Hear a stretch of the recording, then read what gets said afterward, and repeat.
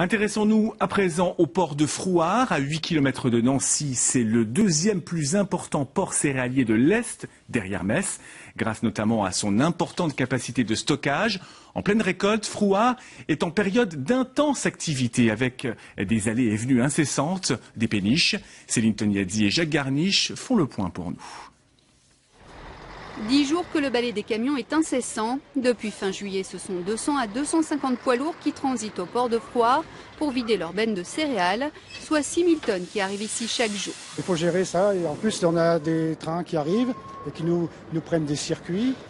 En ce moment on est en train de nettoyer de la marchandise qui est très sale cette année et ça prend également des circuits. Donc forcément il y a un peu d'attente et il faut être patient. Avec ses silos d'une capacité de 330 000 tonnes, Frouard est le deuxième port céréalier fluvial français. Ici arrive de la marchandise en provenance de toute la Lorraine, de Bourgogne et même du centre. Une marchandise qui prend ensuite la direction de la Belgique, de l'Allemagne et des Pays-Bas.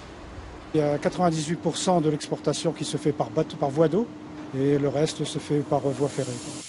Une marchandise stockée ici en attendant d'être vendue au meilleur prix via une société de négoce, dans un contexte particulier où les prix flambent en raison de la sécheresse aux États-Unis et en Ukraine.